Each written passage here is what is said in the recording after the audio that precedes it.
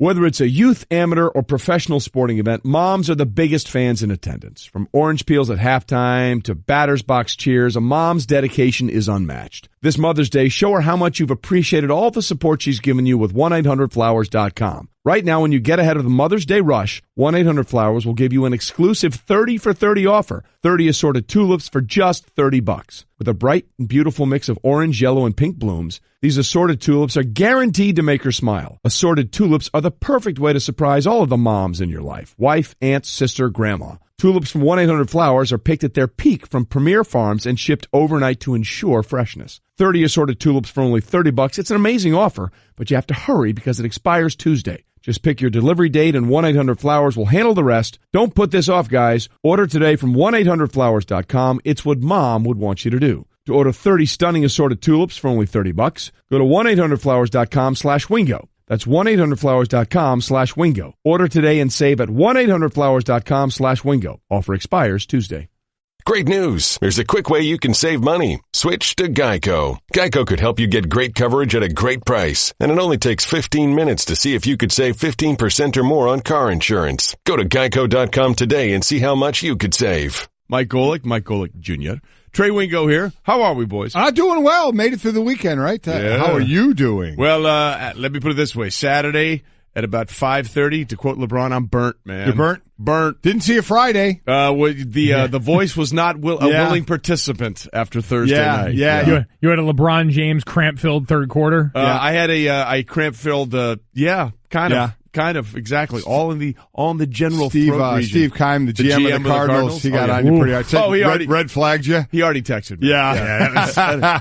And his quote back was, "Thank God social media wasn't around in our day. We both would have been Boy, red isn't that the truth. But hey, another draft in the books, some more playoffs going on in NBA and hockey, so let the games, let the next part of the NFL season begin. Now we have rookie mini camps, regular mini camps, and then we move on. We're going to have that black hole period. What about the third week of June till the third week of July, where there's absolutely nothing, when players love it because they get some time off. Well, and when players also have the best chance of getting fired on their day off. That's that period where you get sent home after off-season program, and that's the first thing everyone says. All the veterans remind you, don't do anything dumb like get fired on your day off. And yet it happens every year. Yes, every single time. time. It manages to happen and raise its ugly head every year. And no worries about what LeBron will do on his day off. He may not get out of bed today. I believe he's in full comatose mode, IV drip, all that kind of stuff. But it was a great weekend in Arlington.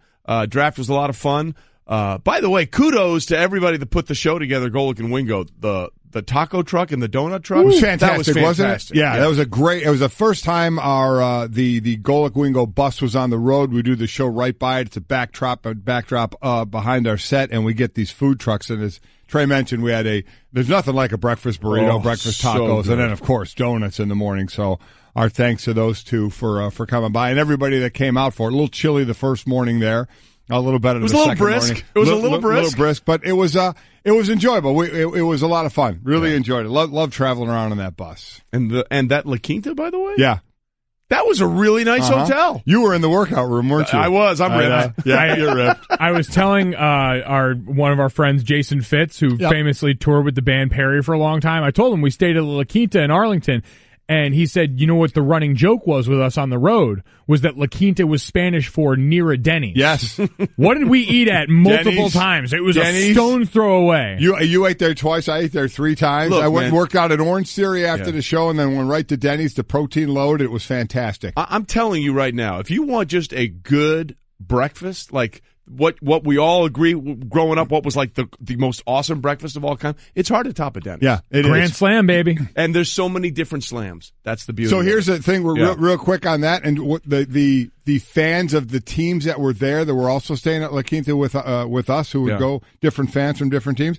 I went and worked out at Orange Theory, had the Uber guy drop me off at Denny's, loaded up on Denny's, and I was walking back to La Quinta, and right outside, couple of guys had a cooler, a couple of beers. 4 guys were playing cornhole. They're like, "Hey, Golic, want to play?" I'm like, "Yeah, not right now. I'm a little tired, but you guys keep going after it." I almost went back out, but then I fell asleep. Yeah, well, that was probably the better thing. Yeah, probably. By the way, I ran into 2 guys from Scotland at the La Quinta. Scotland? They came in from Scotland to watch the draft. Unbelievable. Yeah. I told that to Roger when we did the interview. Hey, you're big in Glasgow. There you go. He was trying happy to about world that. domination. World domination is a very big thing. All right, let's get going. It's time for Off the Top. Whether you like it or not, it's just beginning. With Golic and Wingo. And here is why LeBron James may never leave his bedroom today with the curtains closed and just got an IV drip and just sleeping the day away. LeBron scored 45 points to lead the Cavs to that Game 7 win over the Pacers. Second time James has scored 45 points in a Game 7, making him the only player in NBA history to have done it twice. I mean, the numbers are ridiculous. Leading the team in points, rebounds, and assists 20th time in his career. He's done that outright. No other player has done it more than 6 times. That would be Tim Duncan. Jordan did it once. I mean, there are a ton of numbers you can go through on this, but I will spin it ahead, I guess, to the next series right away, Mike, we'll get into against Toronto, where Cleveland's actually the underdog in this series. I don't know how much longer, LeBron can keep going with this. I mean, the 1 year he decides to play all 82 games. Yeah. And now, is he going to go less than 7 games in a series that he's going to win and keep moving on, where he's doing everything under the sun? Got some good help from Tristan Thompson. Got his first start. 15 points, Didn't 10 think rebounds. we'd get to say that. That's exactly right. Works well in that high pick and roll. They work well together on that. He did a nice job, but nobody else is scoring over 20 points. The work he is putting in is getting ridiculous, and I don't know how long it will last. I heard you talking about it tomorrow. What a chance for Toronto to jump on it. We'll have time to talk about that, but going forward, I don't know where this team's going to go. Everything points in favor of Toronto in Game 1, which is what gives me pause, but the number that should make the Raptors fans happiest, -40, the worst point differential for a team winning a series that went 7 games in playoff history. -40. That was how much the Cavs were outscored by the Pacers in this series. So it was never really close. They find a way to eke it out, and now they've got to find a way to just milk every last bit out of LeBron James that they can. We'll get into this a little bit later, but there are some things that he's done in this series. Crazy. Look, at the end of the day, at some way, if you're trying to criticize LeBron right now, you need a hug and group therapy because it's on you, because he has been in the zone. Brought to you by AutoZone. Get in the zone, AutoZone. Off the top. Well, the Rockets picked up right where they left off. I think that rhythm that they were looking for, got it. They won Game 1 by 14 points after sweeping the regular season series against Utah. James Harden, 41 points, his 6th career 40-point game in the postseason. They were actually about 10 3-point attempts under their average, and still won by 14. They shot 32. They averaged like 42, and they made 53% of them. They made 17 of them. It's ridiculous. James Harden made 7 of 12 from 3-point land, and so help me God, Mike, if you read that ridiculous stat. What are you talking about? That you read this morning. The stat? Oh no. What are you talking about? The quantified shot quality metric from our friends over at Second Spectrum? You didn't like this one? No. Come on. This didn't get you going in the morning? No. Do you know what happened? No. How difficult what James Harden did this weekend was? He's shooting 42% on threes that the average shooter would make only 32% of the time. How do you know that? Because, our friends at Second Spectrum. How do they know that? Well, it's their quantified shot quality metric. The difference between what he's making and what he should be making ranks 7th best among 52 players with 23-point field goal attempts this weekend. Last postseason, underachieving 28% of his threes when he should have been making 31. I'd like to apologize for all the people listening in their cars. Second that just Spectrum, man, they get a it. Bridge abutment. I want you to leave. Brett, can you research your? This is war, right? Yeah. This is war. This is it. I would say this is even a step further than war. Yeah, it's bore. It's bore. So what? Second Spectrum has all these cameras in all the arenas, and basically the quantified shot quality thing is they say, okay, based on where he's shooting it from and where the defender is, we're going to create a number to say that this is how often it should be made. What he just said, we're going to create a number. We're just going to pick a number. We're just going to mythically apply some sort of Can I just say one thing? It was my understanding that there would be no math. This is war, right? I mean, is this war or is this an infinity war? Oh, we're going to go see the movie this weekend. Go see the movie this week. Check it out. Do that. We're going to break that one down. Big up, didn't he? Can I throw one more in there? We're making money. Do. James Harden lulling them to sleep. You'll like this, Trey. Yeah. He averages 8.2 Stop dribbles it. on a three-pointer. Stop yeah. it. You are not going down the dribble Ooh, road. make it nasty. We are not doing the dribble thing. I almost feel like this just started last week. It I did. started reading things about a did. dribble. This clock couldn't come fast enough. You should have doubled. You should have quickened this thing. Yes. Thank God, move on. 50% of his threes were on step backs. Oh, Second spectrum quantitative God. dribble analysis. it's so good. Off the top. I think we all need therapy. Oh, my God. Meanwhile, the Yankees, wow, warm, hot, good stuff. Beat the Angels on Sunday Night Baseball to extend their winning streak to 9 games. Here was the call on ESPN Radio by Book Shambi at the final out. Here comes. Swing and a miss. Struck him out. The Yankees win it, and they complete the sweep. 2-1 the final, and New York has now won 9 in a row. Again, ESPN Radio, Book Shambi with the call. That's their longest winning streak since 2012. Yeah, it is, where they won 10 straight there. Gary Sanchez led the way, hit his 60th home run in his 201st game.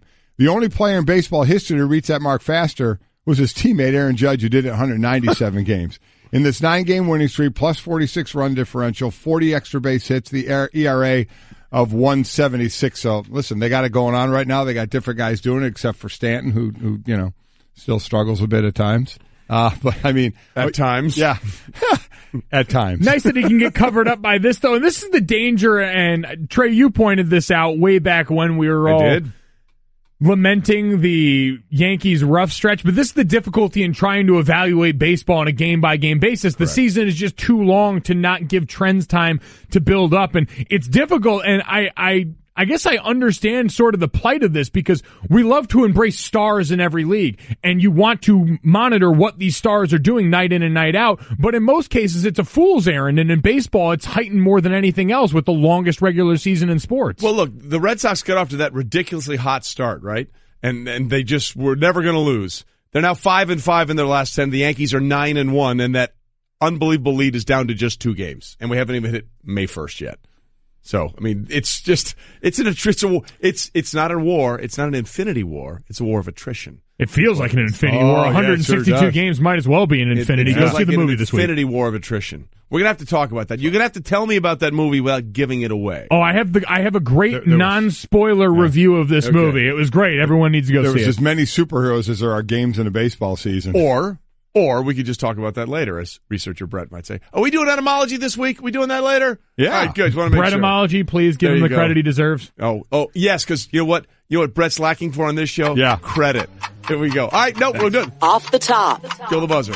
And let's do what we always do. As they say in hockey, let's do that hockey. Yeah. Thank you, Chance. Caps and Predators even up their series at 1 apiece. Nashville picked up the double overtime win over the Jets on a goal by Kevin Fiala, while Alex Ovechkin scored to help the Caps beat the Pens 4-1. Again, what is more exciting than playoff hockey, but overtime playoff hockey? And in this one, 2 overtimes. The Jets scored with about a minute to go in regulation to take this one into overtime. They go 2 overtimes. You mentioned Fiala gets the goal, tie that series 1 apiece. Caps beat the Penguins 4-1 to tie that one. Penguins 0-for-3 on their power plays this time around. The Washington has scored first 7 of their 8 postseasons. 6th time in the postseason, they held the 2-goal lead. We know they've blown a few of those as well. This time they hold on, and they really come out strong. 20 of their 32 shots came in the first period, and they led 2-0 after the first. Jeez, and I'm the nerd throwing out stats. Yeah.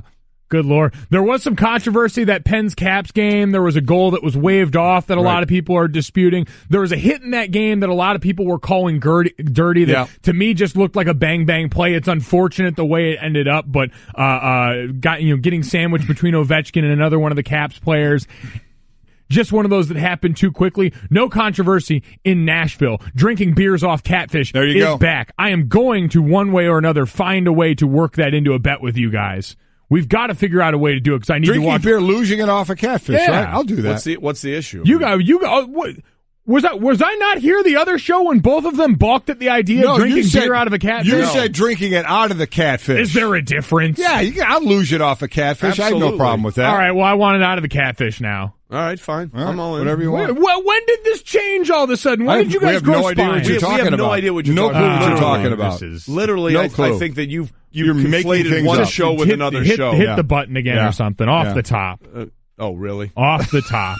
Just for you. As they say in hockey, let's do that hockey. Or I'm in everything but that now. The 76ers and the Celtics began their 20th postseason series tonight.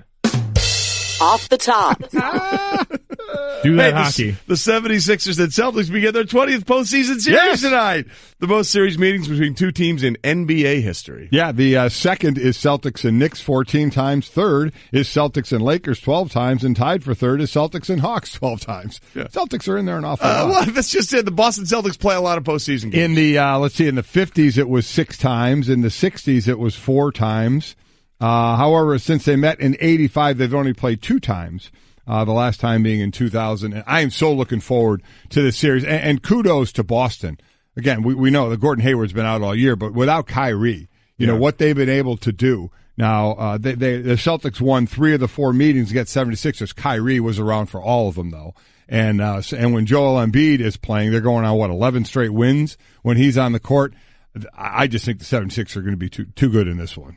76ers are the much more talented team, but Brad Stevens has proved himself the NBA MacGyver at this point. It doesn't really matter what's on the court. He's going to find a way to make it win MacGyver games. And you didn't go MacGruber?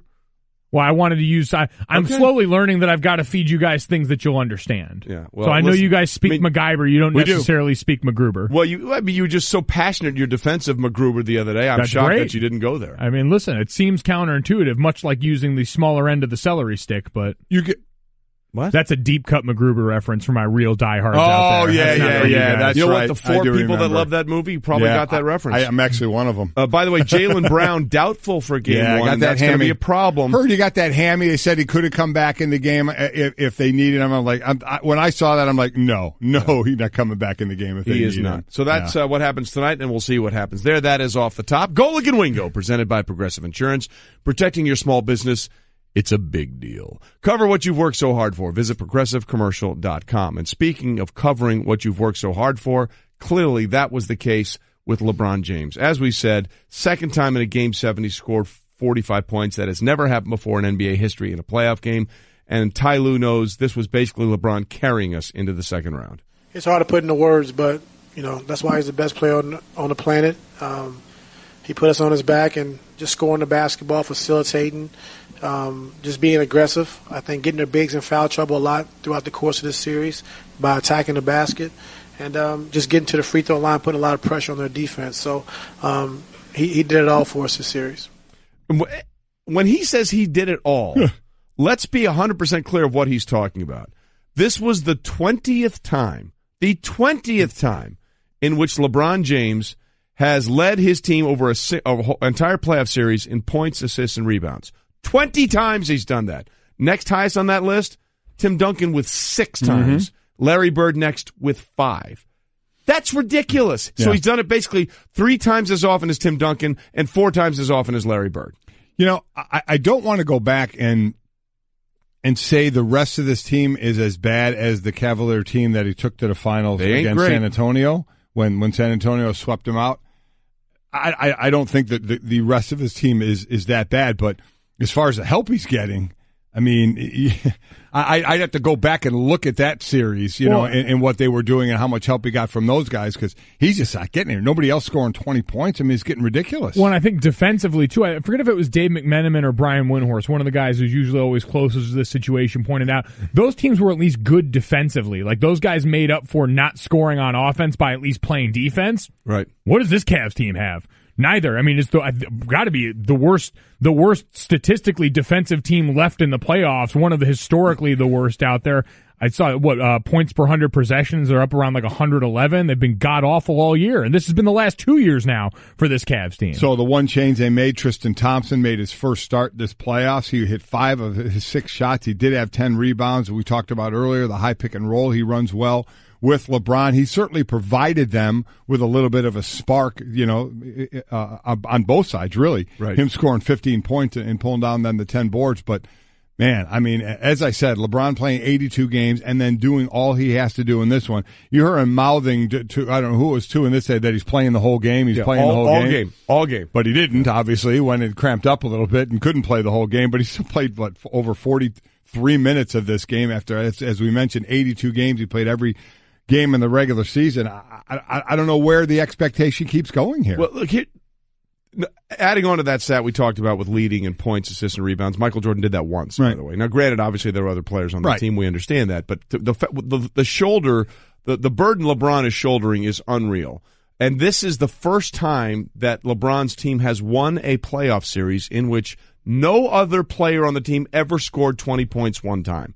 I mean, it's ridiculous. Yeah. It's ridiculous the amount. And I'm just wondering, whenever it is that LeBron stops, 3, 4, 5 years, if he never wins another championship, I'm not sure he'll ever be really appreciated for how much he had to do to get his teams to where they needed to be. I mean, should this statistic alone not tell you what he's been working with for that to be the case so often? And I don't know how people are going to try and spin this if LeBron makes it such, because we know he's a guy that would rather defer, and we always have to sort of goad into being a score first, me first kind of player. But the fact that he did this, because we always go back to this spot, and it's deplorable, but it's the place the argument always goes is LeBron and Jordan. Right. The fact that Michael Jordan only led his team in points, rebounds, and assists in the playoffs outright one time shows you not that Michael Jordan was a bad player, but that he just had a much better team around him for all those runs. And for some reason, arguing that seems like a slight against him when it just should be a reality the other way. LeBron James has A, been going up against a historically great Golden State team for a while now, and B, has basically nothing around him. Again, when they did the top 50 players in NBA history, I think it was the 98 All-Star game in New York,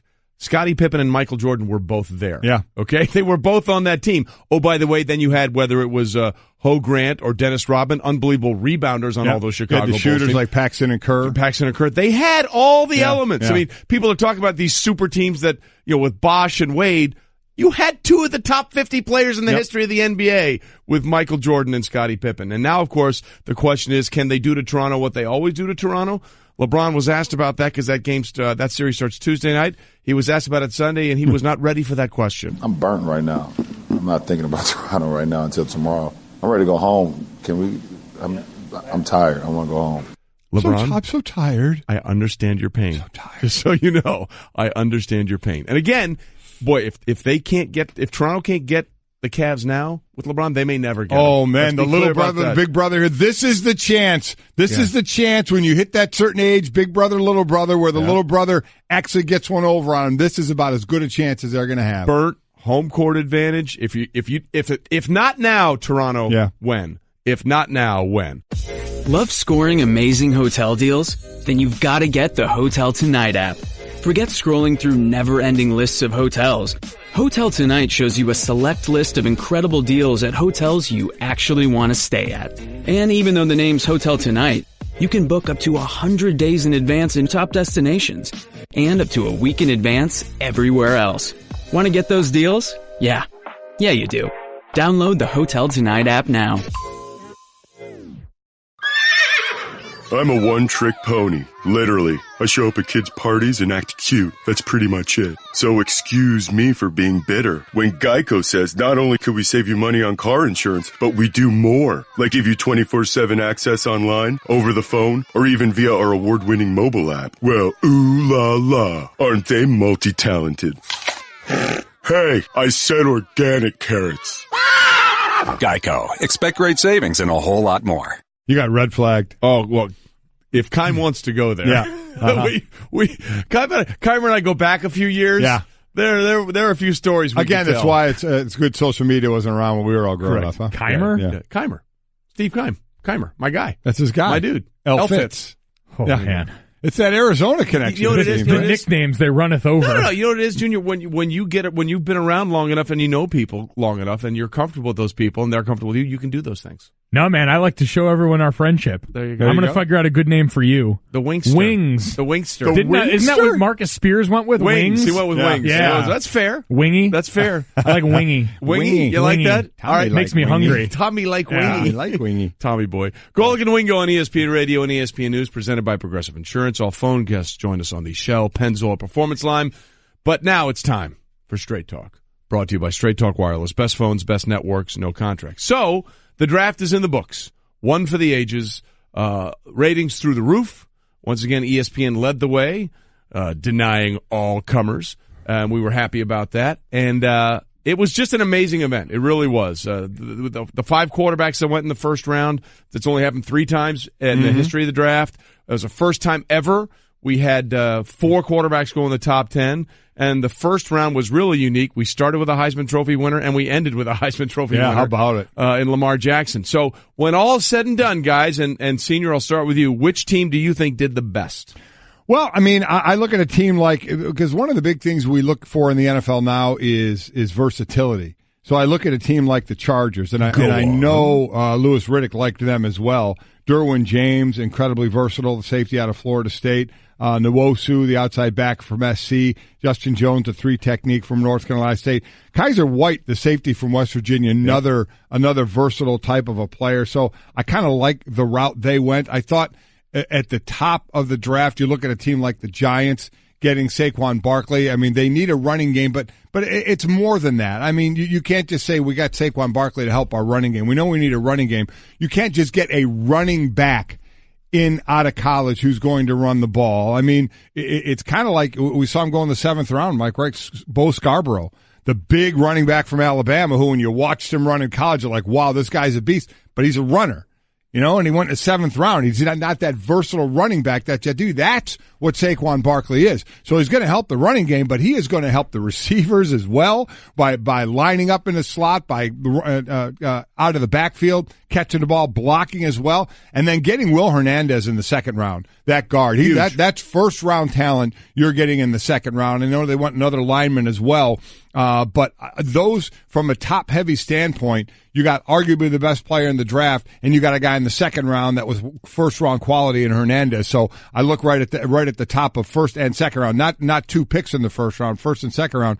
Them at the top, what they did at their draft, but probably the Chargers going through at least to the middle part of their draft. Yeah, you get some that built around value that fell to them, and I think of the Chargers, no one would have predicted Derwin James would have been around that late in the first round. You're exactly right. The same goes with Minkah Fitzpatrick falling into the Dolphins' lap. There are things that you can plan for. There are things that are identity plays. Like the Giants had their way with this, and so they could go identity play. They got him and Will Hernandez. They got the outside linebacker out of Georgia, whose name I'm blanking on right now. Lorenzo Carter. I forgot to mention him too. Lorenzo Carter. Exactly right. You got B.J. Hill from that NC State D-line. So you got a lot of identity plays in that one. The same could go for the team that impressed me a lot, the New England Patriots. You got Isaiah Wynn in the 1st round Versatile. there. And then you add Sony Michel at the end of the 1st round. We're going to talk about the weird moving value of running backs. We debated it going into the draft. That won't end now. But they got a runner at a place they were comfortable with.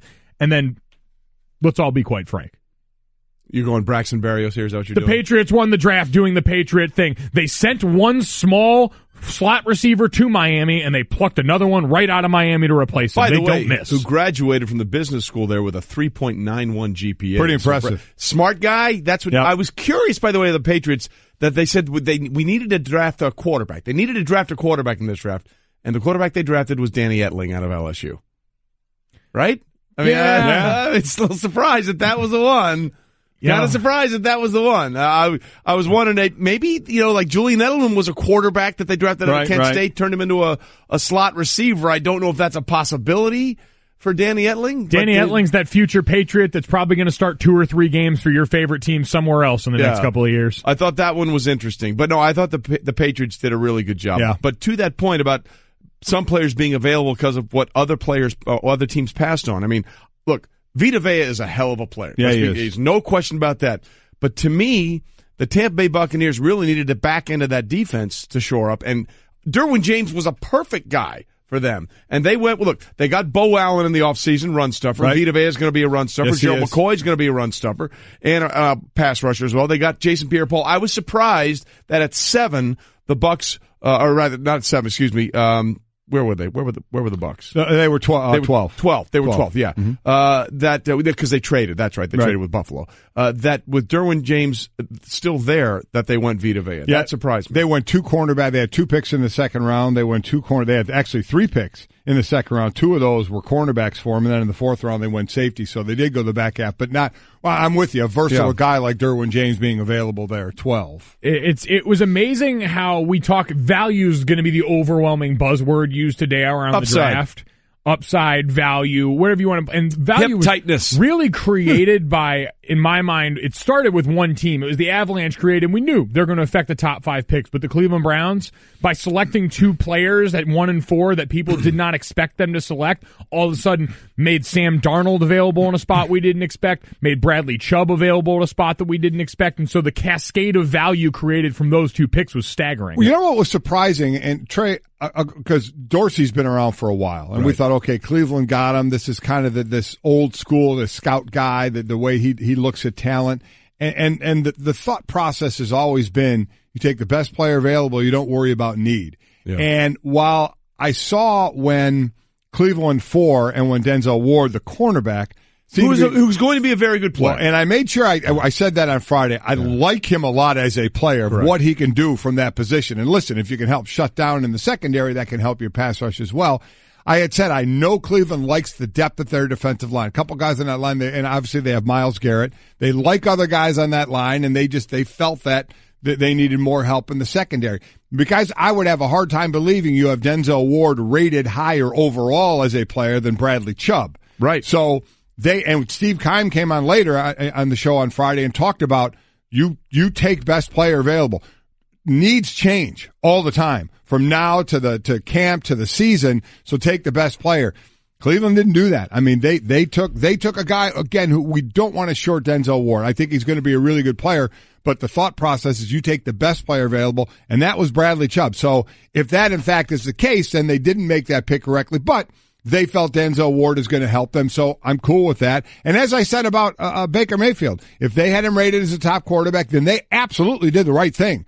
I disagree with it completely. Yeah. Completely disagree with it. But again, they're not asking you, they're not asking me, and they're not asking you, Mike. So if that's what their rating system is, then they took the right guy. I just disagree with the rating system. I agree with you, and I disagree with them, not to the extent that our good friend Aaron Goldhammer did in ESPN Cleveland, who's doing some poop eating because of that. Let them eat poop. Yeah. By the way, there's an easy fix for Aaron here. It's if you really want to do it and then not have to worry about it, I can explain that to you. There's an easy fix for him where he can. People should. Aaron Goldhammer said he would eat poop. He's a guy on Cleveland at 8:50 a.m. in Cleveland, our ESPN affiliate there, who said that he was so convinced that the Cleveland Browns would not draft Baker Mayfield, he would eat poop. Right.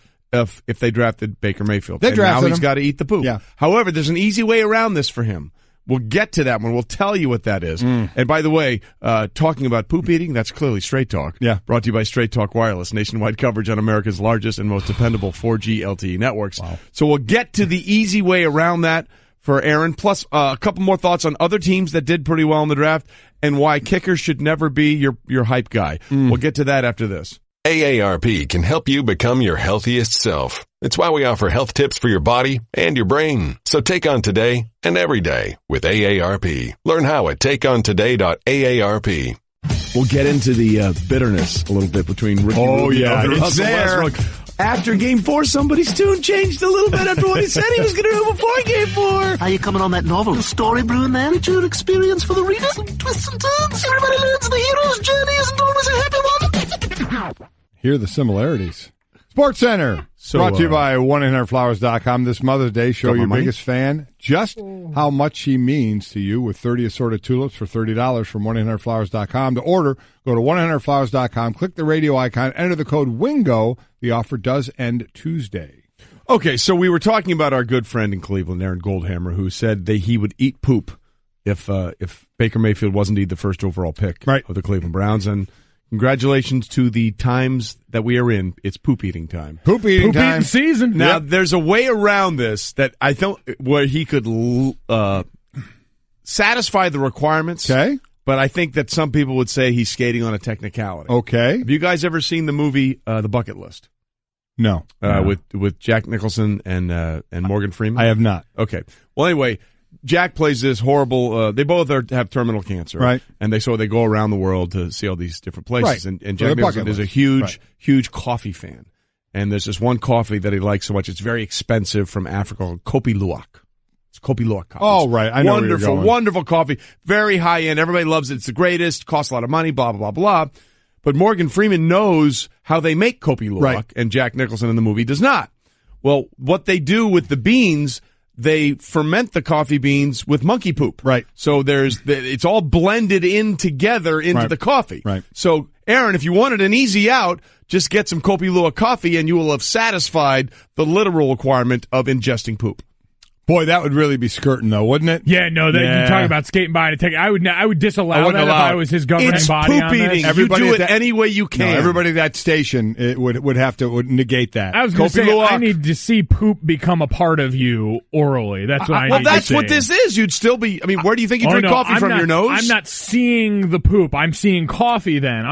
We're talking poop. Isn't he, in actuality, isn't he working like with a chef to try and figure out a way to prepare this? Yes. Kopi Luwak. I mean, that's kind of the route he's going to go on Kopi Luwak. this. Of course, all this, by the way, this is all, once again, it's Philadelphia's fault. Yeah. Because in the celebration of the parade of the Super Bowl win, there was a Eagles fan that literally scooped up horse poop and just ate it off the ground. Yeah. I think you got to deep fry it, right? Well, don't eat it fresh. This is like the worst chopped ingredient of all time. I've made a lot of dumb bets. I've never bet that. I'll never go that far. Yeah. Yeah, I'm not eating poop. Okay, so let's get off this because people are eating breakfast. Yeah, right they now. are. They're hopefully not eating poop breakfast. So we had, if you're having some Kopi Luwak coffee, you might just be. If you didn't see it over the weekend, Drew Pearson went up last year at the draft and sort of trolled the Eagles fans. Mm-hmm. So the Eagles' response this year was a kicker, David Akers. And this was David, and this is why a kicker should never be your hype man. What's up, Dallas? We heard you in Philly last year. I like standing up here before you as an undrafted free agent, representing that shield for 15 years. Tonight, I'm representing the Philadelphia Eagles, NFC East champs, divisional champs, NFC champs, and world champs. The world champs. Hey, Dallas, the last time you were in the Super Bowl, these draft picks weren't born. Tonight, we are welcoming into the Eagles family with the 49th pick in the 2018 draft. The NFL would like to represent the Philadelphia Eagles, Dallas Goedert. He is the tight end from South Dakota State. Okay, as a former Eagle, I'm Mike. embarrassed. Come on, guys! We're taunting you now! At the height of his screaming, he sounded like when Jerry Maguire was on the phone trying to save all his clients before he was getting dumped, screaming, Show me the money! Yeah, that's what he sounded like. Or I love you, man. Or the guy that's working. Give me everything you got. Oh, yeah. Give me everything you got. Here we go, Galaxy. Oh. Here we go. Yeah, he did. That was awful. Cliff, that you have to be embarrassed as an Eagles fan. You have to be embarrassed by that. Listen, he brought it. I was all for it. Can I tell you something? You can't get. No, he's a liar. Cliff. Cliff is a liar because when the sound was playing, this is what Cliff was doing. He had his hand over his face with his head down. Cliff is right now lying on national radio. I would never lie on national radio. You just did. He brought it. That's my guy. No. David Akers, I love you. He brought it. He brought it. Cliff's trying to get more free swag. Whatever he brought, Worked out well with Temple. I wanted him to leave it home. Yeah, whatever he brought. That really was, you're going to counter Drew Pearson. I don't mind you going David a little bit, but it went a little far, went a little long, and went a little high pitched. Poor Dallas Goedert, by the way, he has to be forever associated with that. Yeah, he does. Who? Dallas Goedert. You forget who he made the pick. Yeah. By the way, I will say this. That was a savage move by Howie Roseman, moving up ahead one step of the Cowboys to get a player, because it looks like Jason Witten may be retiring. Right, maybe retiring, right. Maybe doing a couple of other things. We're not really sure. So to move ahead and get that pick, that was a savage move. But then it was ruined by David Akers. Coming up, the best player on the planet is Bert. We'll talk about that when we continue. Next, you're holding up the line, ma'am. What did you say? You're next in line for the water slide, ma'am. Feet forward and enjoy the ride. Okay, dearie. This does look fun. Whee! Oh, you melted me. I've melted. The Wicked Witch of the West on a water slide? Surprising. What's not surprising? How much you could save by switching to Geico. See what you've done! Oh! Geico. 15 minutes could save you 15% or Whether it's a youth, amateur, or professional sporting event, moms are the biggest fans in attendance. From orange peels at halftime to batter's box cheers, a mom's dedication is unmatched. This Mother's Day, show her how much you've appreciated all the support she's given you with 1-800-Flowers.com. Right now, when you get ahead of the Mother's Day rush, 1-800-Flowers will give you an exclusive 30 for 30 offer. 30 assorted tulips for just $30. With a bright and beautiful mix of orange, yellow, and pink blooms, these assorted tulips are guaranteed to make her smile. Assorted tulips are the perfect way to surprise all of the moms in your life. Wife, aunt, sister, grandma. Tulips from 1-800-Flowers are picked at their peak from premier farms and shipped overnight to ensure freshness. 30 assorted tulips for only $30. It's an amazing offer, but you have to hurry because it expires Tuesday. Just pick your delivery date and 1-800-Flowers will handle the rest. Don't put this off, guys. Order today from 1-800-Flowers.com. It's what Mom would want you to do. To order 30 stunning assorted tulips for only $30, go to 1-800-Flowers.com/Wingo. That's 1-800-Flowers.com/Wingo. Order today and save at 1-800-Flowers.com/Wingo. Offer expires Tuesday. Great news. There's a quick way you can save money. Switch to Geico. Geico could help you get great coverage at a great price. And it only takes 15 minutes to see if you could save 15% or more on car insurance. Go to geico.com today and see how much you could save. Yeah, Monday morning, off and rolling. Golic and Wingo, ESPN Radio and ESPN News, presented by Progressive Insurance. All phone guests join us on the Shell Pennzoil Performance Line. Mike Golic Jr., Trey Wingo here. Coming up in just a little bit, half an hour, Marty Smith. Marty Smith's America, the podcast, is going to join us, although he's not in America. No, he is not. At the moment. He's in France. Yes, he is. Traveling with Michigan, which, by the way, we should have a discussion about that going forward. Well, we can have a discussion. I tried this discussion last year. Yeah. And how'd that go? Well, a lot of people weren't real happy with me, even though I was right. Yes. So. And listen, about I don't what even... us, traveling with Michigan? No, about Michigan and Jim Harbaugh and winning and not winning and how long, Michigan fans are going to be cool with that. I wanted to take the bus to Paris. Well. Yeah. You can do all that. You can. But we'll get into that a little bit later. Quick correction, too. Aaron Goldhammer has to eat horse poop. Okay. So he can't drink the coffee. The Kopi Luwak. Can't wait. Can't get it out of the way. The bet was horse poop. So there you go. All right. That's a problem. Yeah. I tried to help you. Tried to help my man out. Again, he did not think Cleveland would take Baker Mayfield number one. Quite honestly, you and I were sitting in the lobby right before that pick, and we thought, are they really going to pull the trigger on this? We thought they were going to go Sam Darnold. We were kind of surprised. We had been on the set that morning. Yeah. Shefty, that was when Shefty broke the news that sources around the league were saying that this is what they believe with number one pick would be. It just shows you what a fool's errand betting on the draft. And especially this year, as volatile as the top of the NFL draft seemed to be, as even relative to the draft, it seemed like a wild card year. To bet poop on this draft, you deserve to eat it. There you go. Sorry. Bet poop. Poop. Can't get around that. So again, Marty Smith will join us. Royce Young, our ESPN NBA reporter, will be with us, as will Doris Burke, Mel Kiper, and Todd McShay. Like I haven't seen enough of them over the last few days. Will join us in the 9 o'clock hour, as will Quentin Nelson. Yes, he will. The newest member of the Indianapolis Colts. By the way, you had both Notre Dame linemen went in the top 10. Yep, 6 and 9. Which has never happened before. Nope, it has never not. happened before that you had two Notre Dame offensive linemen go in the top 10. So you guys got to be proud of that. So congratulations, and let's get to what's trending. And LeBron James is trending. 45 points to lead the Cavs to a Game 7 win over the Pacers. Second time James scored 45 points in a Game 7, making him the only player in NBA history to do it twice. I mean, there's a ton of numbers that go along with this. I don't know where to go anymore. And a lot of people are already doing their LeBron bashing. If he picked this team, you get what he deserved when he has these guys on his team. He's a flopper, he stays on the ground and when he gets knocked down. I mean, this dude has a tough time, I think, getting appreciated for what he can really do on the court. And you see it, especially, again, that size, the athletic ability, and just taking control of the game.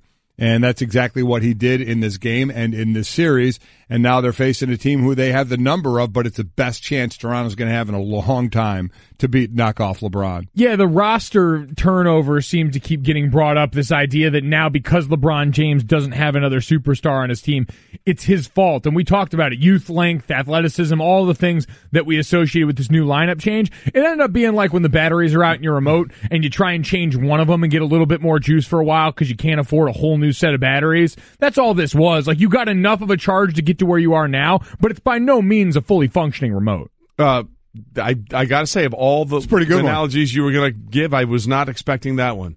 Nicely done. Can I? And I'm probably going to anger some of the Pacer fans. Your name's on the show. You can do whatever you want. Victor Oladipo, who let me tell you, or Oladipo, yeah. Sorry, is fantastic. Yeah. There's great player, zero question about that. But after that, the game, did you hear what he said about the respect? Go ahead, play right that. Here. Let's listen. Well, now forget that clock. We're going off the clock. Forget it. This is us completely not listening to anything behind the glass. Here we go. If y'all don't respect the Indiana Pacers now, I have no respect for you. Okay. Listen, so is this what we're playing for? Doesn't affect me one bit.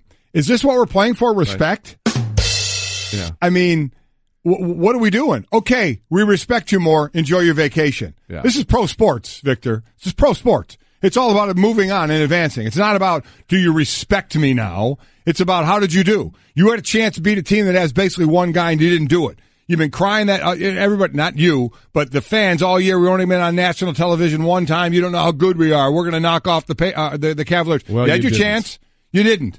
So, okay, we respect you more. Good job. You're respected. Enjoy your vacation. I hit the post on that. You one. did. Yeah. Dap it up. That was nicely Thank you very done. much. Appreciate nicely that. done by you. You guys can't do anything to me back there. It can't affect me Stanzik's one bit. bored this morning. Not I think he's just playing that all the time. Meanwhile, the Rockets picked up where they left off against the Jazz, winning Game 1 by 14 points after sweeping the regular season series, thanks in a large part, Mike, to James Harden. James Harden, and they shot, again, 10 shots below their average, but they still made 53% of them.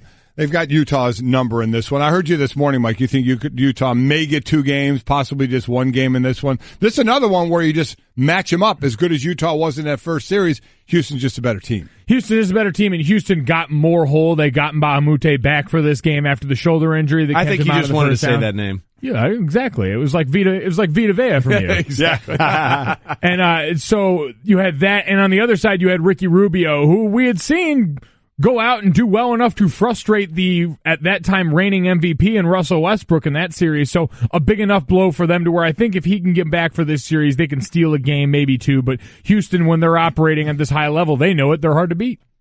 Yeah, and Ricky Rubio didn't play. Right. Obviously, that hurts them, and he's got that hamstring issue. But this has, after Game 1, it has a feeling of inevitability more than anything else with what's going to go on between the Rockets and the Jazz. The Rockets jumped out to that big lead and never looked back. Protecting the lead, brought to you by ADT. Considering home security, consider this. For 140 years, ADT has helped stop more crime than any other home security company. Visit ADT.com to learn more. And the Yankees continue their unbelievable run, winning their 9th straight game. They beat the Angels 2-1. Here was the final call. Here comes. Swing and a miss. Struck him out. The Yankees win it, and they complete the sweep.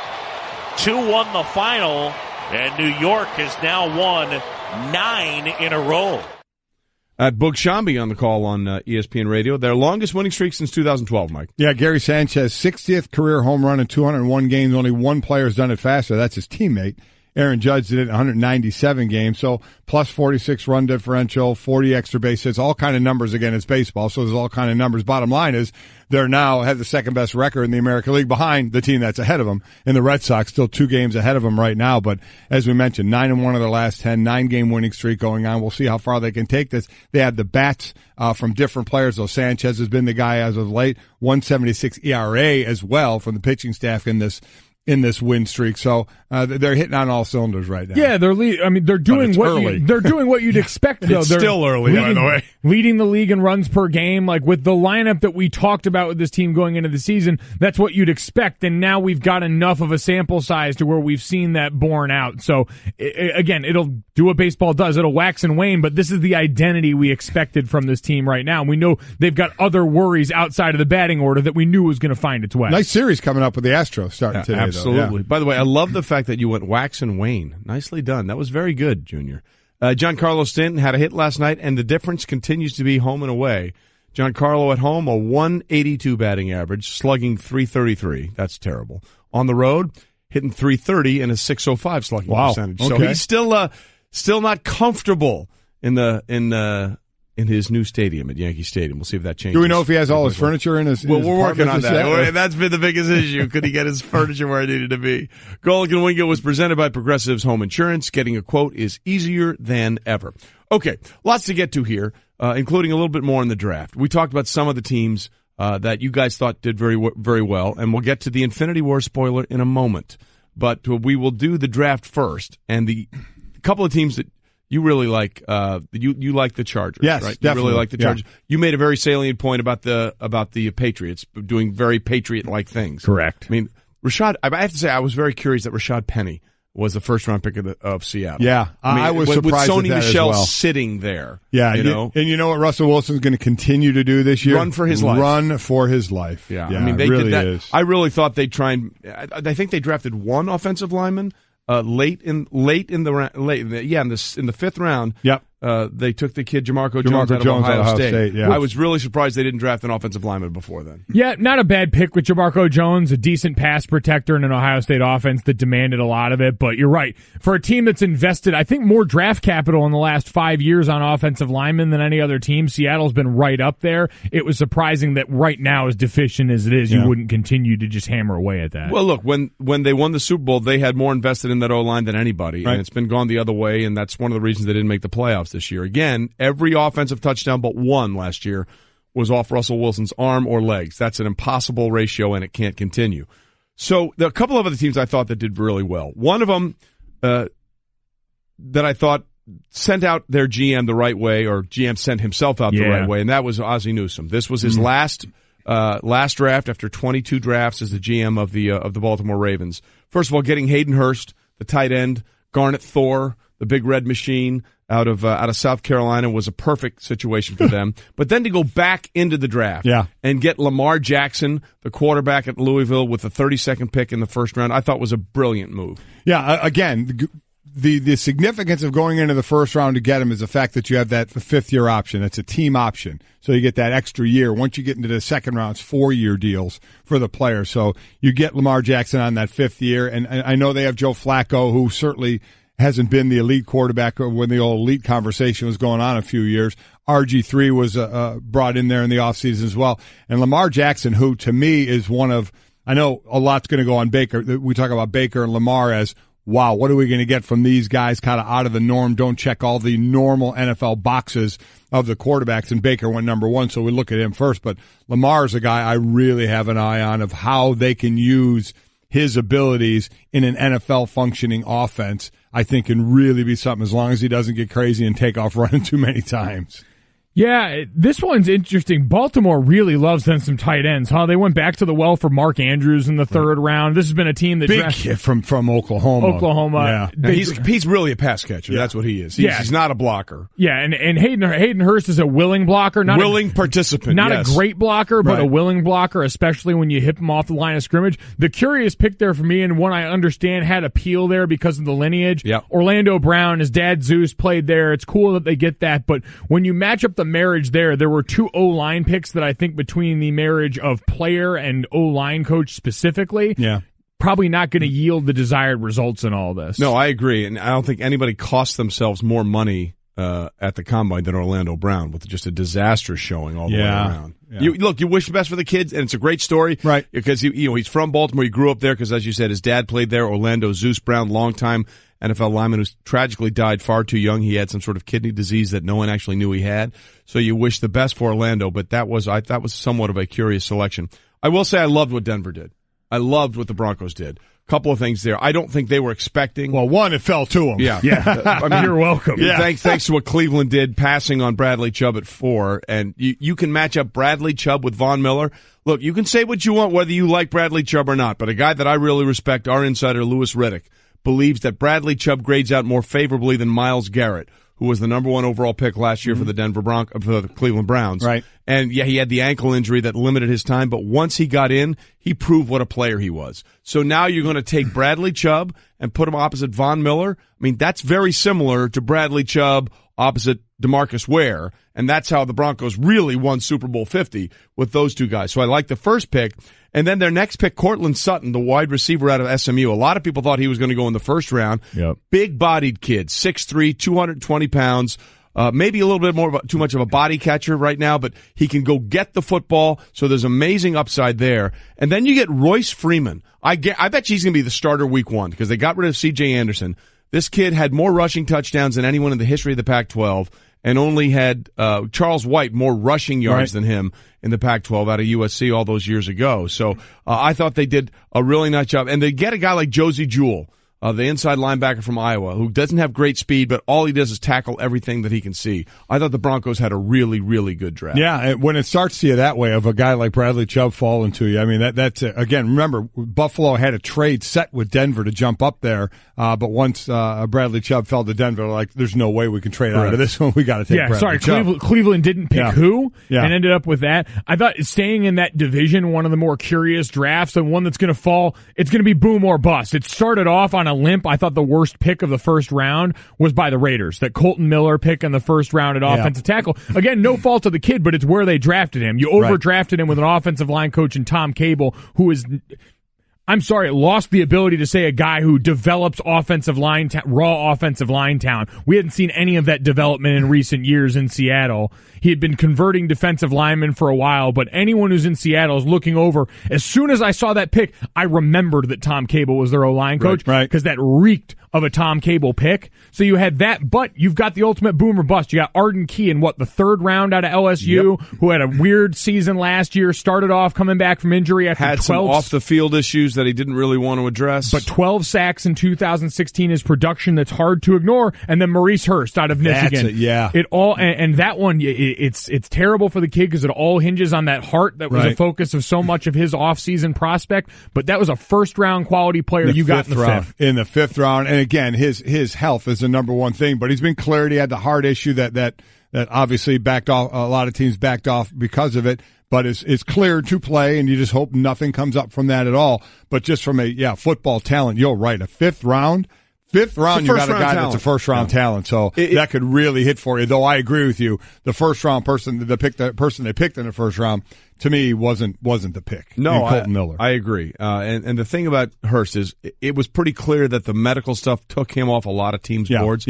Although he has been cleared. I mean, the interesting thing is, the test, the medical recheck came back, and he has been cleared. And this is the same thing that they flagged Star Latulele with when he was coming out of Utah, and he had a tremendous career in Carolina. Of course, he's moved on, and he's still playing in the league all those years later. So if that is the comp, then the Raiders got a very good pick in Maurice Hurst when they got him in the fifth round. Then there's Shaq Griffin, who was also in the fifth round, and of course Shaquem Griffin right there. That was, I think, years from now, this, if it pans out the way they hope it will, this might be the pick that everybody remembers, is what Shaquem Griffin is going to do. Obviously, doesn't have the left hand because of the amniotic band syndrome, but he gets to play with his brother Shaquille. That's a cool thing, which is the greatest thing in the world.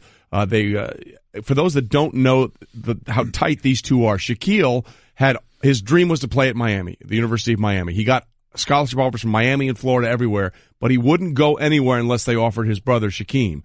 Those schools didn't. The only schools that offered them both was UCF. That's why they were there. Now he's back in Seattle with Shaquille, who was a third-round pick last year, and our insider Louis Riddick says this is a perfect fit. He has a chance to play on this football team pretty quickly now because, look, Bobby Wagner and KJ Wright are really the two entrenched starters there. KJ's coming into a contract year. He fits perfectly as far as what they want to do with their off-the-ball linebackers. And then Pete Carroll is a master at using undersized pass rushers and figuring out a way to get them matched up on a matchup that is advantageous for them. And he'll keep him weak side. He'll keep him matched up against maybe, the tackle that they want that is really suspect as far as speed is concerned. They will use him in various ways. This is really, this is about a football player now. This isn't about anything other than that and a skill set that he brings to a defense that utilizes players like this better than anybody. I think the NFL has turned more into a chess game than it has in a long time because of the type of players. You're talking versatility and smaller players. These guys that were tweeners all of a sudden have spots in the NFL, but you have to match them up correctly. That's where the game planning comes into play, and you look for the matchups of where they belong because there's areas you could put them where they're not going to be able to do anything, or it's going to be difficult for them to do anything. You have to get them in the right situation, and we'll see.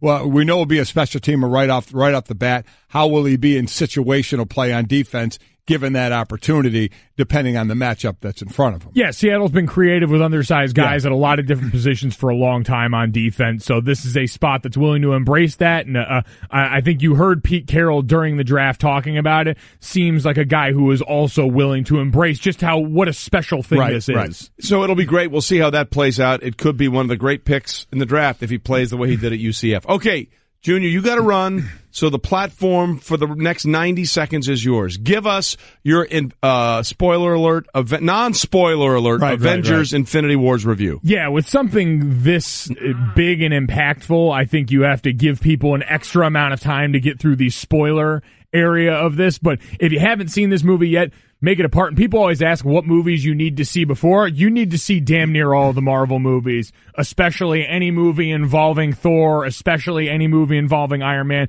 and most especially recently Black Panther, which factors prominently into this. But Dad, you and Mom went and saw this movie, and for all of the hype surrounding the movie, it seemed to live up to it and then some, with gigantic action scenes, way more heart than expected, and the villain in Thanos was worth a decade of build-up. The villain is Thanos is fantastic. The villain, he is fantastic. The ending is going to shock a lot of people, no doubt about it. Again, there will be no spoilers here. Dun, dun. If you haven't, you said it, the key. If you haven't seen all of these, it gets a little busy for you. Yeah. Like your mother, she has not seen all of them. So as she was saying on the way home, she was like, it was a lot to try to take in of where you were, which superhero, why they were here, how they were coming in, what were the other ones. And it can be busy. That's the one thing I will say. If you aren't all caught up on it, it can be a little busy for you. If you've put the time and the sweat equity into this series and the Marvel comic book universe, which most of the people going have. Yeah.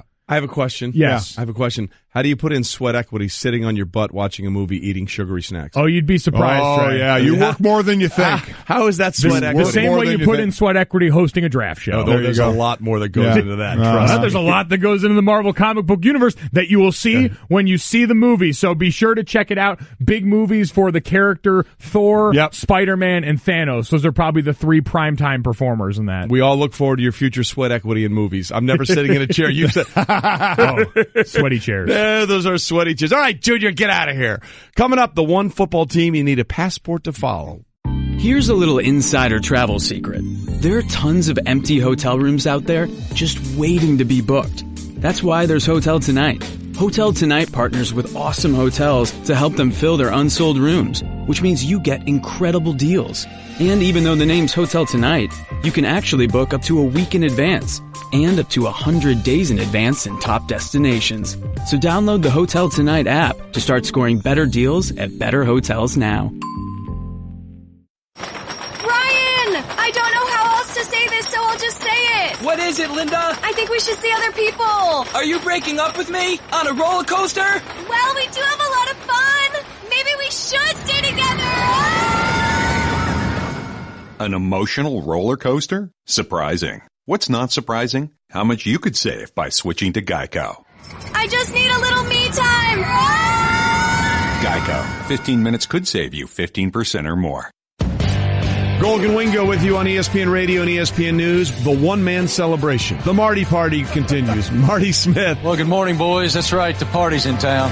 Marty Smith's America. The podcast, downloaded and subscribe on the ESPN app. Yeah, man. Rocco's Tacos. Palm Beach, Florida. Rocco's Taco Tuesday. All in on it. Marty is a Marty Party. He is. Good work right there, brother.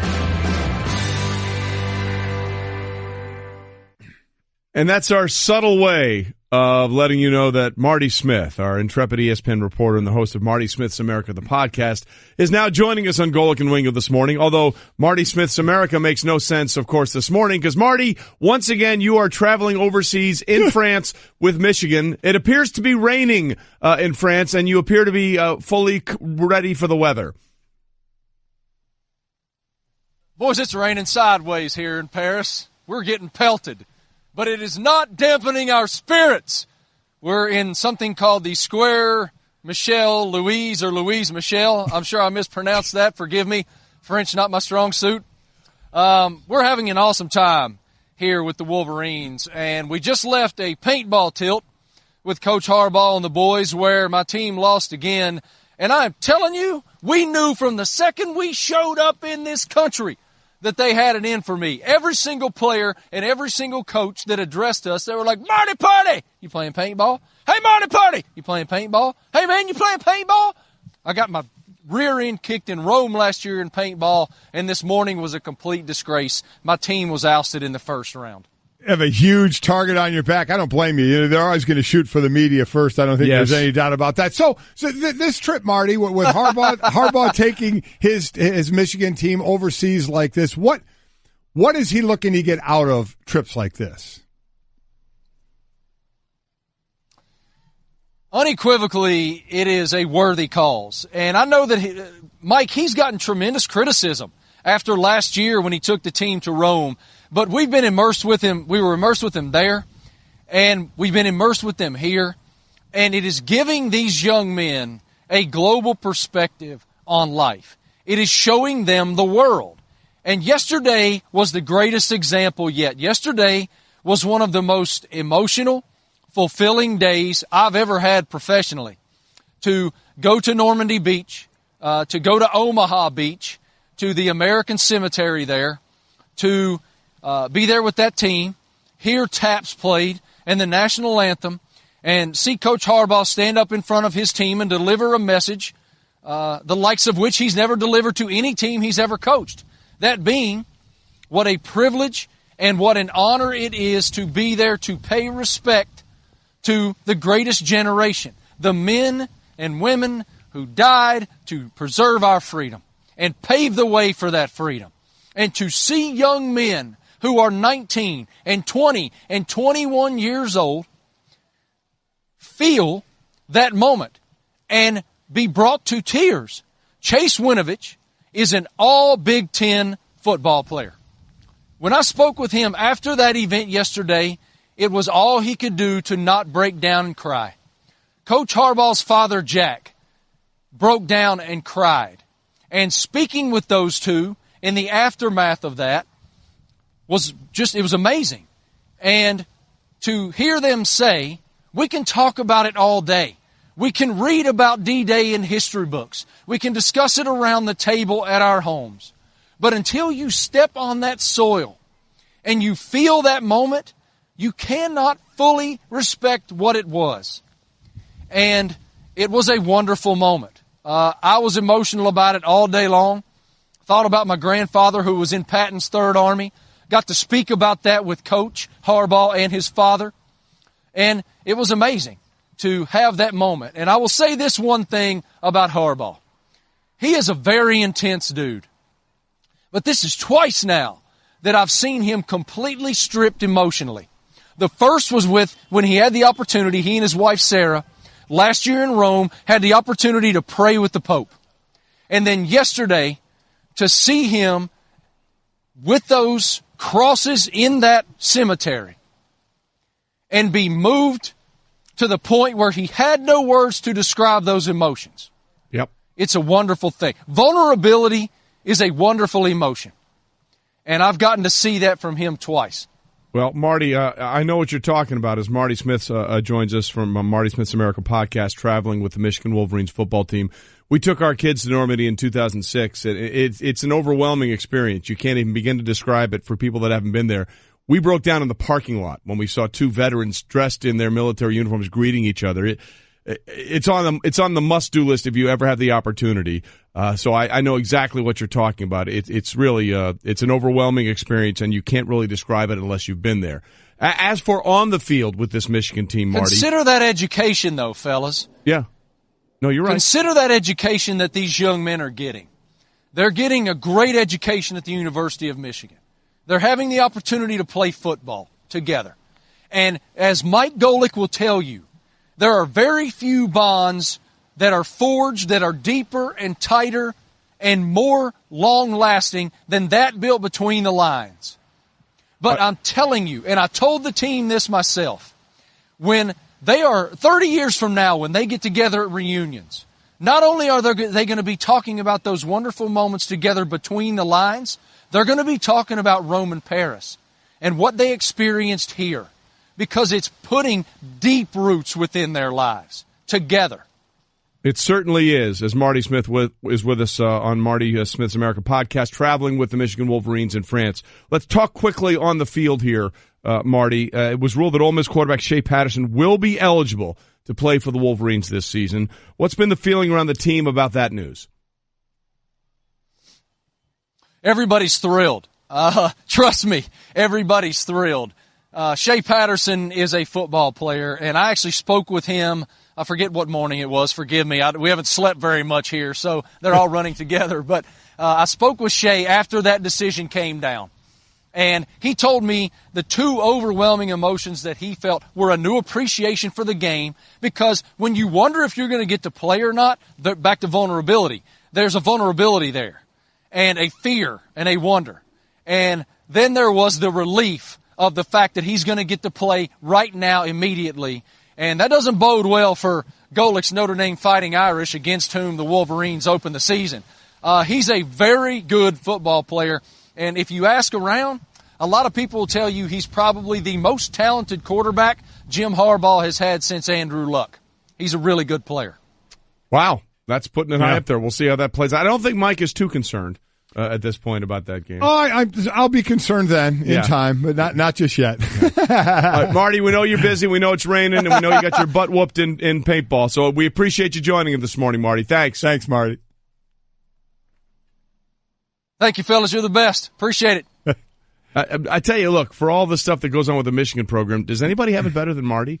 He went to Rome with them last year. Now he's in Paris with them. Marty does just great pieces. He's going to the Kentucky Derby this week, by the way. Incredible what he does. And I know Jim Harbaugh has been getting getting a lot of grief for going away from Michigan in the States. So what was it, to Florida to do it, and going out of the country a couple of times. He's been getting a lot of grief for that. But as Marty mentioned, there's more to life than football, and we keep talking about football. While it's big business, certainly in the NFL, but it is becoming big business, as we know, or is big business in college as well.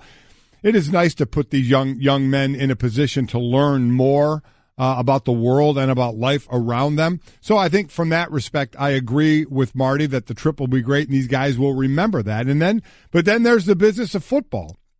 Trey, and I brought this up about Michigan last year, and everybody thought I was calling for Jim Harbaugh's job, and it's the last thing in the world that I'm doing. I asked last year, and I'll ask the same thing this year. This is a great trip for these players. I get it. He does a lot of quirky things that puts him in the headlines. I get it. But at what point, again, this is to the Michigan fans out there, do you say, okay, that's all great, but beat Ohio State. When are we going to beat Ohio State? And we beat Michigan State one time in the last 3 years, and that was a 3-9 Michigan State team. We're 1-5 against those two teams. You're 10-3, 10-3, 8-5.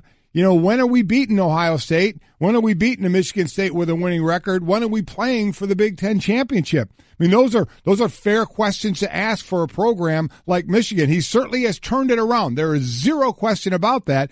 But then the clock starts ticking, right? Yep. For any coach out there of not only winning, but winning the important games. And we kept saying, boy, it's going to be great, man. Urban Meyer and Harbaugh squaring off. Well, okay. It's been great for Urban Meyer 3 times. So far. It's all Urban Meyer. So I asked the same thing again. Not asking about a job and firing. I'm asking for a Michigan fan, when does it become, okay, all those ancillary things are nice, but we're not doing what we need to do on the football field. You're exactly right. And this is great PR for Michigan, because it's great travel plans for Marty. There's no question about that. But that's what this is. I mean, it's almost like you get distracted by all this other stuff, but when push comes to shove, and literally when push comes to shove, at some point, you've got to be able to beat those teams that you just talked about. And Jim Harbaugh and the Michigan Wolverines have not been able to do that.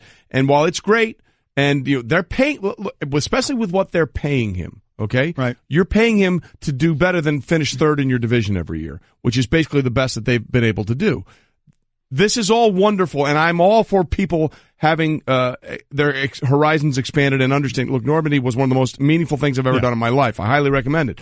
But this is all going to be ancillary at some point, because he was hired to win football games. Right. And if he doesn't start beating the Michigan States and the Ohio States, trips like this are not going to make people satisfied for much longer. Yeah, the Patterson news is big from on the Absolutely. field that he's eligible right now. But again, these are two separate issues we're talking about. what these young men and women are going to remember who are all on that trip. But then once we get on the field, what goes on? At the end of the day, he has to beat Ohio State at some point. Let's just be honest. Yes, the only other one that's 0-3, I think, is Rich Rod, and they ran him out of town. Right? So we'll see what happens there. Delta is here to help people in pursuit of their goals. And with the ease of booking travel on the Fly Delta app, pursuing your goals has never been easier. You'll also get notifications as you go, giving you peace of mind throughout your journey. For the Washington Redskins, Trey Quinn, a wide receiver from SMU. We'll see you in Newport Beach. Congratulations, Mr. Irrelevant. It was the last pick in the NFL draft, Mr. Irrelevant. We'll get to in a moment. SportsCenter brought to you by Goodyear. Baseball season is here. Players are more driven to work hard, prove themselves early, and earn their position. Goodyear knows all about being more driven. They work hard for you every day, earning a position on your vehicle and on the road. Order your Goodyear tires from a local dealer near you. All right, Golic and Wingo with you this morning, the Monday morning after the NFL draft. We'll get into it a little bit later with Mel Kiper Jr. and Todd McShay. But again, this has been a thing for about 20 years or so now. Mr. Irrelevant, the last pick of the draft. And by the way, there have been some very good Mr. Irrelevant picks over the years. Ryan Suckup, the kicker, right? Still kicking all these years later, was a Mr. Irrelevant. The Jerron Christensen, who went, I believe, in the 3rd round, offensive lineman out of Louisville this year. His brother, actually, a few years ago, Gerald Christian, was a Mr. Irrelevant and played last season for the Arizona Cardinals and caught a couple of touchdown passes. Currently a free agent. Mr. Irrelevant gets a whole big thing. They get a parade in their honor in Disneyland. California. And then they go to Disneyland. They get an arrival party, a Rolex watch. You get a whole bunch of stuff. Yeah. But this year's Mr. Irrelevant was a guy named Trey Quinn, who was a wide receiver at SMU. So he was the second SMU wide receiver drafted. Obviously, Cortland Sutton, right. The bigger wide receiver, went to Denver in the 2nd round. But Trey Quinn is a very interesting guy, besides having an awesome first name. He started out at LSU, where he didn't really fit in, but then he had one season at SMU. In his one season at SMU, this worked out. He might as well have had 4 seasons somewhere else. 114 catches for over 1,200 yards and 13 touchdowns. So that right alone makes him not really irrelevant. He was very relevant with the SMU offense, but he did stuff way before that, Mike, that also made him interesting. Let's go back to 2008. Let's go to the Little League World Series. He threw a no-hitter in the opening round of that Little League World Series in Williamsport in 2008. So this guy can do a little bit of everything. Yeah, he went to Washington with that final pick. So, look, Trey Quinn, I'm going to go on a limb. I'm not going to bet poop on it. Trey Quinn is making that Washington roster. When the draft was, when I was playing and the draft was 12 rounds, if you were a lower round pick, the odds were they weren't going to keep you on. I was a 10th rounder, and the odds are against you. There are 7 rounds now, so the odds are better that the drafted players, obviously the early ones, but even the later ones, 5th, 6th, 7th round, still have a pretty good shot to make the team because it's down to 7 rounds, and then we see undrafted free agents make it all the time. Yep. So even when you go in that later round, man, you know what? As I said in a tweet, you get issued shoulder pads and a helmet. Learn your playbook, make the most of your opportunities in your situation. And so Trey has a chance, and a lot goes along with this. Again, Mr. Irrelevant, kind of a ha-ha tongue-in-cheek thing. Bottom line is, you get to line up in mini camps coming up and get to show what you can do. Look, and it's not only that. You also, like you said, the undrafted. Let's just go through the list of things that have happened. Kurt Warner, undrafted, at one point had the top 3 passing games of all time in Super Bowl history until the last 2 years when Tom Brady went nuts. I think he has 3, 4, and 6 now. So he has 3 of the top 6 passing games in NFL history. Jake Delhomme has thrown the longest touchdown pass in Super Bowl history, quarterback for the Carolina Panthers, undrafted. The longest rush from scrimmage in Super Bowl history, Fast Willie Parker for the Pittsburgh Steelers, also undrafted. And the longest touchdown from the scrimmage, James Harrison, that interception as the Steelers linebacker against the Cardinals right before the half in Super Bowl 43, went 102 yards, also undrafted. Tony Romo, undrafted. There's lots of people that'll have an opportunity. You all want to hear your name called. No question about it. Right. Danny Woodhead had an unbelievable career. Undrafted. Sometimes it's actually better to be undrafted than it is to be a 7th rounder because you get to control the situation. You did. So now you have an opportunity, and the best advice I give you right out of the gate is learn the playbook. Yes. Because you have less margin for error. Know where to line up, know where your responsibility, and then 100 miles an hour every single time. Take advantage of each rep because they're far and few between when you're an undrafted free agent. Just take your chance when you get them. Coming up is work-life balance worth $28 million? One NBA player thinks so. We'll get to that after this. Money! I just saved hundreds of dollars by switching to Geico. I feel like a whole new person. Disclaimer, you will not become a whole new person. This is impossible. You might be able to join a gym or diet program, buy a new wardrobe, get hair implants, but your DNA and physical form will remain the same. Geico waives any and all liability if you attempt to become a new person, except a cyborg. If you choose to become a half-human, half-cybernetic organism with lasers for eyes, the Geico legal team would be cool with that, because, quote, laser eyes are pretty sweet. Pew, pew, pew, end quote. Geico. 15 minutes could save you 15% or more.